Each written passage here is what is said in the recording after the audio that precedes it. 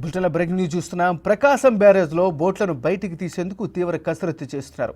బోట్లను బయటికి తీసేందుకు కష్టతరం కావడంతో విశాఖ నుంచి మెరైన్ డైవర్స్ రంగంలోకి దిగారు. ప్రకాశ్రావు నేతృత్వంలో 8 మంది నిపుణుల బృందం ఉదయం నుంచి శ్రమిస్తోంది. Under water cutting equipment, air బెలూన్లతో తొలగిస్తున్నారు. కాగా కేంద్ర రాష్ట్ర ప్రభుత్వాలకు సర్వీస్ ఏజెన్సీగా ఈ మెరైన్ ఎక్స్పర్ట్స్ పనిచేస్తోంది. నేవీలో పనిచేసిన నిష్ణాతులు ఈ బృందంలో సభ్యులుగా ఉంటారు. ఈ క్రమంలో మరోసారి ప్రకాశం బ్యారేజ్కి వెళ్లారు నీటిపారుదల శాఖ మంత్రి నిమ్మల రామానాయుడు. బోట్ల తొలగింపు ప్రక్రియను పరిశీలిస్తున్నారు.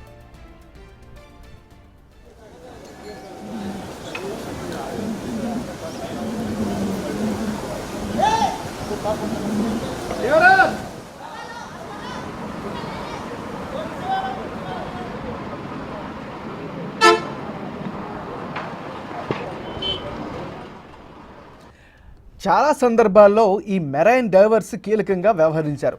2008 ఏఓబి బలిమెల ఘటనలో మునిగిపోయిన బోట్లను ఈ మెరైన్ డైవర్స్ టీం బయటికి తీసింది.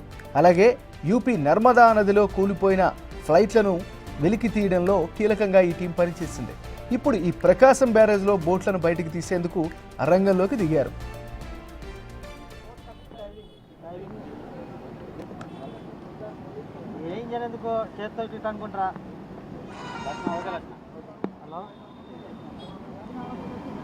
హలో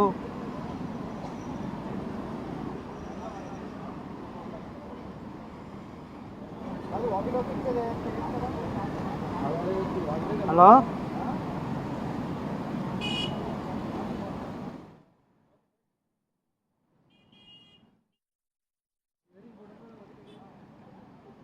నెంబర్ 67 కడికి రండి. అక్కడ అందరు మీడియా. ప్రకాశం బ్యారేజ్లో బోట్లను బయటికి తీసేందుకు తీవ్ర కసరత్తు జరుగుతోంది. బోట్లను బయటికి తీసేందుకు కష్టతరం కావడంతో విశాఖ నుంచి మెరైన్ డైవర్స్ రంగంలోకి దిగారు. ప్రకాశ్రావు నేతృత్వంలో 8 మంది నిపుణుల బృందం ఉదయం నుంచి శ్రమిస్తోంది. ఇక ఇదే అంశానికి సంబంధించి మరింత తాజా సమాచారాన్ని మా రిపోర్టర్ శివ లైవ్లో అందిస్తారు. శివ, చెప్పండి, ఇప్పటి వరకు చర్యలు ఎంతవరకు వచ్చాయి?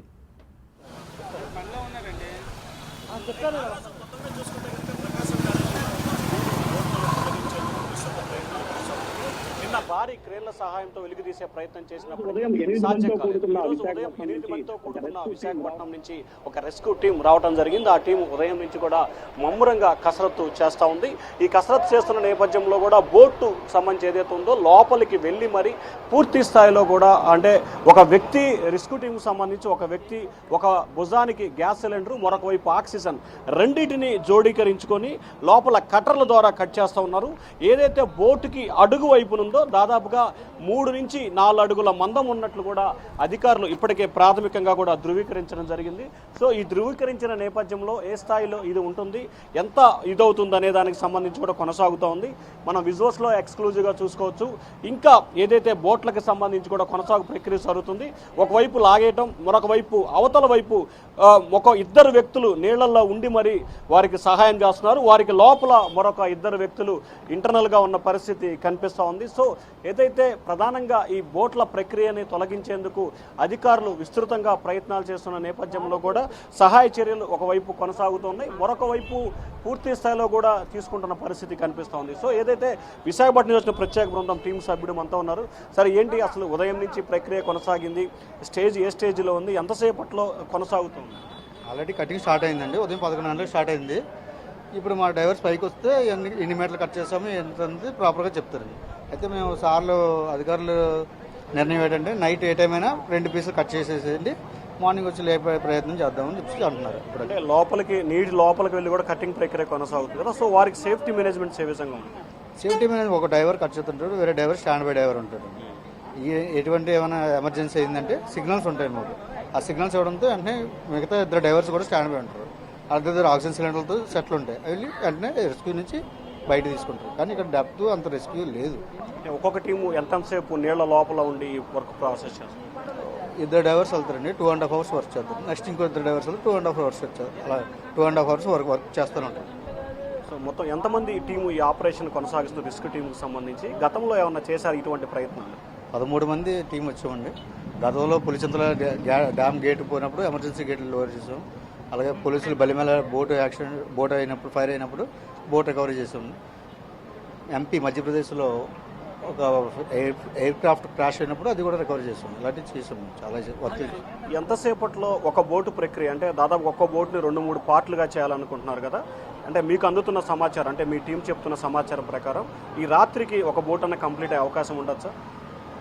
మేము ట్రై చేస్తున్నాం. ఈరోజు నైట్కి ఒక బోట్ ఇలాగే ట్రై చేస్తున్నాం ఈరోజు. ఈ లోపల ఎన్ని బోట్లు ఉన్నాయి? 2 బోట్లు కనిపిస్తుంది, ఇంకోటి ఏదో మునిగిందంట. 3 బోట్లు ఉన్నాయి. మేము చూసిన అన్నట్టు 3 బోట్లు ఉన్నాయండి. 2 పైకి కనపడుతున్నాయి, ఇంకోటి కనపడలేదు. 3 బోట్లు ఉన్నాయి. సో ఇది 3 బోట్లు లోపల ఉన్నాయి. ఒక బోటు కనిపిస్తూ ఉంది, ఇంకొక బోటు అక్కడికి ఉంది, లోపల ఇంకొక బోటు ఉంది. సో మొత్తం 3 బోట్లు ఉన్న పరిస్థితి. సో ఒక్కొక్క టీము అంటే 13 మందితో కూడుకున్న టీం ఉంది. ఈ టీం కూడా లోపల 2.5 గంటలు ఒక బాడీకి ఒకవైపు ఆక్సిజన్ సిలిండరు, మరొక వైపు గ్యాస్ సిలిండర్ కట్టుకొని గ్యాస్ కట్టర్ ద్వారా లోపల ఏదైతే అడుగు భాగాన్ని, సైడ్ భాగాన్ని, ఈ వైపు సైడు, ఆ వైపు సైడు, మిడిల్ మధ్యలో అంటే అడుగునున్న దాన్ని, ఈ మూడింటిని కూడా పూర్తి స్థాయిలో కూడా కట్ చేసే ప్రక్రియ కొనసాగుతోంది. ఏదైతే ఈ బోట్ ఉందో 3 విభాగాలుగా చేసి ఈ అర్ధరాత్రికి బయటికి తీసుకొచ్చే ప్రయత్నం చేస్తున్నారు. వారి కోసం ప్రత్యేకంగా కూడా మన విజువల్స్లో చూసుకోవచ్చు. ఒక టీము లోపల ఉంది, ఇంకొక టీము కూడా ప్రత్యేక క్రేన్ సహాయంతో కిందకి దిగుతుంది. సో చాలా శరవేగంగా ఈ ప్రక్రియ అయితే కొనసాగుతూ ఉంది. అర్ధరాత్రి అయినా సరే ఈ ప్రక్రియని పూర్తి చేయాలని చెప్పి ఖచ్చితంగా ఈ రోజు ఎట్టి పరిస్థితుల్లో ఒక బోటుని వెలికి అంటే కట్ చేసి పైకి చేర్చేందుకు విస్తృతంగా విశాఖపట్నం టీం అయితే కసరత్తు చేస్తూ ఉంది. గతంలో పులిచింతల ప్రాజెక్టు విషయంలో కానీ, అలాగే మధ్యప్రదేశ్లో జరిగిన ఇంకొక ప్రక్రియకు సంబంధించి కానీ ఇదే టీము పనిచేసినట్లు కూడా ఆ టీం ఇన్ఛార్జి బిగ్ టీవీతో కూడా చెప్పడం జరిగింది. సో మొత్తం మీద చూసుకుంటే నిన్న ఈరోజు 2 రోజుల పాటు మమ్మురమైన కసరత్తు నేపథ్యంలో అధికార యంత్రాంగం ఇప్పటికే నీటిపారుదల శాఖ మంత్రి నిమ్మల రామనాయుడు 2 సార్లు ఈ ప్రాంతాన్ని సందర్శించి జరుగుతున్న వర్క్ పనితీరుని స్వయంగా కూడా పరిశీలించడం జరిగింది. ఉదయం ఒకసారి రావడం జరిగింది, ఇప్పుడు కొద్దిసేపు క్రితమే మరొకసారి వచ్చారు. మళ్ళీ రాత్రికి ఎంతసేపట్లో పూర్తవుతుంది, ఏం జరుగుతుంది ఏమిటి అనే దానికి సంబంధించి కూడా ఆయన అప్డేట్ చేసే ప్రయత్నం చేస్తున్న పరిస్థితి కనిపిస్తోంది. ఇంకా కొంతమంది అధికారులు అయితే పూర్తి స్థాయిలో కసరత్తు జరుగుతున్న పరిస్థితి కనిపిస్తూ ఉంది. ఒకవైపు చీకటి పడుతుంది, ఇంకొక వైపు సహాయ చర్యలు కొనసాగుతున్నాయి. ప్రస్తుతం నీటిపారుదలకు సంబంధించిన అధికారులు ఉన్నారు. సార్, ఉదయం నుంచి జరుగుతున్న వర్క్ ప్రాసెస్ ఏ రకంగా ఉంటుంది? సో నీటిపారుదలకు సంబంధించి ఎంతసేపట్లో ఈ వర్క్ ప్రాసెస్ అయ్యే అవకాశం?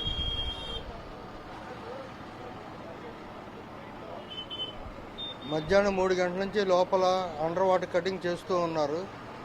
వాళ్ళు కంప్లీట్ అయ్యి వచ్చిన తర్వాత కానీ దాన్ని తీసే ప్రక్రియ మొదలవదు. బాగా చాలా రిస్క్తో కూడుకున్న ప్రాసెస్, ఎందుకంటే కింద 2 ప్లేట్లు ఉన్నాయి, ఛానల్స్ ఉన్నాయి. అవన్నీ ఒకదాని తర్వాత ఒకదాని కట్ చేసుకుంటూ వస్తున్నారు. టైం పడుతుంది.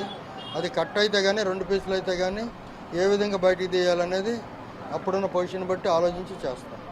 సో ఈ నైట్కి ఎంతవరకు ఎన్నింటి వరకు ఈ వర్క్ ప్రాసెస్ కొనసాగుతుంది? ఎంత ప్రాసెస్ ఎప్పటిలోపు ఇవన్నీ 3 బోట్లు బయటకు వచ్చే అవకాశం? అది ఒకటి కంప్లీట్ అయ్యి ఒకటి బయటికి పంపిస్తే ఒక అవగాహన వస్తుంది. ఆ అవగాహన ప్రకారం మిగతా 2వది కూడా కిందకి వెళ్ళి చూసి వచ్చి మళ్ళీ కటింగ్ చేసి చేయటం స్టార్ట్ అవుతుంది. సార్, ఇప్పుడు ఏదైతే ఇసుక బోట్లు ఉన్నాయో ఈ సైడు ఆ సైడు అడుగున కూడా కట్ చేయాలి. సో ఎంతెంత మందం ఉన్నాయి, దానికి ఎంతెంత మందం ఉండటం వల్ల బాగా డిలే అవుతున్నట్లుంది కదా? అంటే ఆ సైడ్ ఈ సైడు 10 mm ప్లేట్లు అట్లా ఉన్నాయి, 8 mm ప్లేట్స్. ఆ పైన మళ్ళీ మీరు బయటకు కనపడుతున్న రిబ్బుల్లాగా ఆ ప్లేట్ కట్ చేయాలి, ఆ రిబ్బులు కట్ చేయాలి. అట్లాగే కింద బాటమ్ ఒక ప్లేట్ ఉంటుంది, మళ్ళీ మధ్యలో ఛానల్స్ ఉంటాయి, మళ్ళీ దాని మీద ఒక ప్లేట్ ఉంటుంది, మళ్ళీ అట్లాగే బయట అవతల పక్క ఇవన్నీ కట్ చేసుకుంటూ రావాలి. సో ఇది మొత్తం మీద నాగరాజు ఉదయం నుంచి ప్రాసెస్ కొనసాగుతూ ఉంది.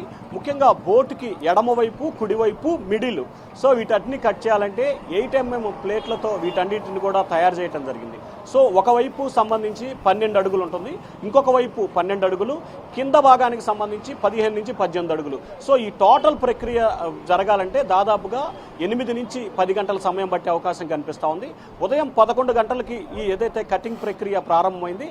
ఇన్నర్గా ఇక్కడ చాలా సాహసమైన పని కూడా చెప్పుకో, ఎందుకంటే లోపలికి నీటి లోపలికి ఏమాత్రం కూడా వారు పైకి కనిపించే అవకాశం లేదు. ఒక భుజానికి 2 భుజాలకు ఉంటే ఒక భుజానికి గ్యాస్ సిలిండర్, మరొక భుజానికి ఆక్సిజన్ సిలిండర్ని రెండింటిని ఫిట్ చేసుకొని కళ్ళజోడు పెట్టుకొని, అంటే లోపల ఏదైతే వాటర్లో సహకరించే రీతిలో ఆ కటింగ్ ప్రక్రియ అయితే కొనసాగుతూ ఉంది. మొత్తం 13 మందితో కూడుకున్న సభ్యుల బృందం ట్రిప్పుకి 2 చొప్పున, ఒక్కొక్క టీము 2.5 గంటల చొప్పున కూడా ఉదయం నుంచి వర్క్ ప్రాసెస్ చేస్తున్నారు.